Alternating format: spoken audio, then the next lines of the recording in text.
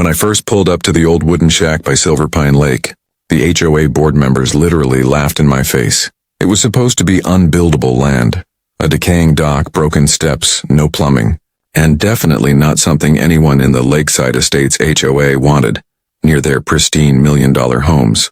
But I saw something different. I saw potential. When I told them I bought the property for $5 at a tax auction, they burst into hysterical laughter. "Good luck with that dump," sneered Karen, the HOA president, in her usual nasal tone. Her husband, Bob, chuckled and said, "You just bought yourself a swamp." What they didn't know was that this shack would soon become the most valuable piece of land on the lake, and when that happened, they'd try to steal it back. My name's Jake Thompson. I'm a carpenter, a single dad, and a veteran who loves building things from nothing. When I came back from deployment, I needed peace. Not HOA meetings, not rules about mailbox colors. Just a place my daughter Lily could fish and swim without someone complaining. So when I saw that tax foreclosure notice for a lakefront shack, I jumped on it. $5 and a signature, and that's all it took. The place was falling apart, but it had a soul. Old pine walls, creaky floors, and a view that took your breath away at sunset. The HOA laughed, but I rolled up my sleeves. I rebuilt the dock, replaced the roof, and turned that swamp shack into a cozy, rustic cabin with my own two hands. What I didn't realize was that beneath that shabby exterior lay gold. It started small. Karen and her HOA cronies began showing up at my gate. "You're technically on HOA property," she'd say, pointing at her clipboard. "No, I'm not," I'd reply, holding up my deed. "This land's outside your jurisdiction." She'd smirk. "We'll see about that." Then came the letters. Then the fines.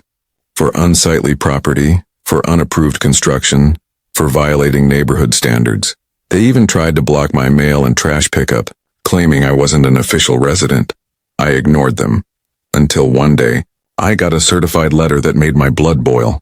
It said, "Per HOA Resolution 472, the property known as 118 Lakeside Drive is to be annexed into Lakeside Estates effective immediately."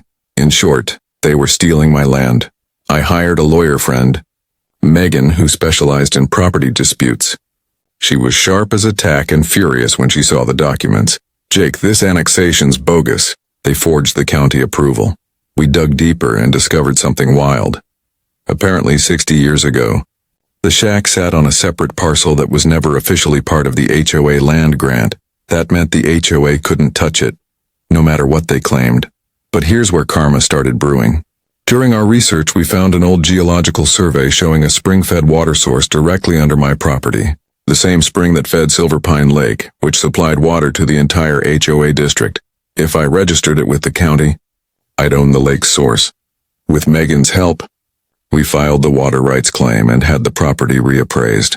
Turns out, that old $5 shack sat on prime commercial water rights worth millions.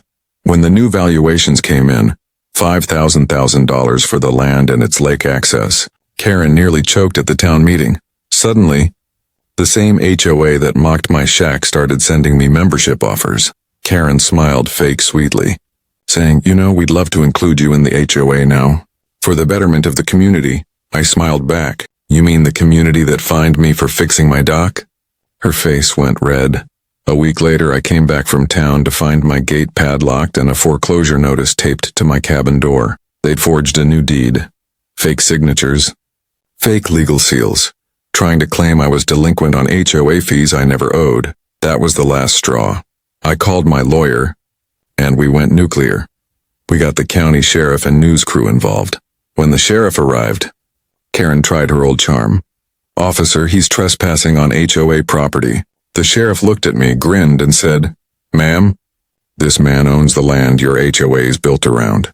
Then he turned to her and said, "Remove your lock, or we'll do it for you." When the cameras rolled and the truth came out, the entire town saw Karen's HOA for what it was. A greedy cartel hiding behind neighborhood rules. A month later, the county revoked their charter. Karen was fined for fraud and had to resign from the HOA board. I, on the other hand, rebuilt my dock again, this time with a new sign that read, $5 shack, priceless view. Developers started offering me millions to buy the land. But I said no. I didn't buy this place for money. I bought it for peace. and karma delivered it in full. Now every morning, my daughter and I sit on that dock, sip coffee, and watch the HOA houses across the lake, empty, foreclosed, and falling apart. Funny how things turn around. The HOA laughed when I bought a shack. They mocked what they didn't understand. But life has a way of flipping the script.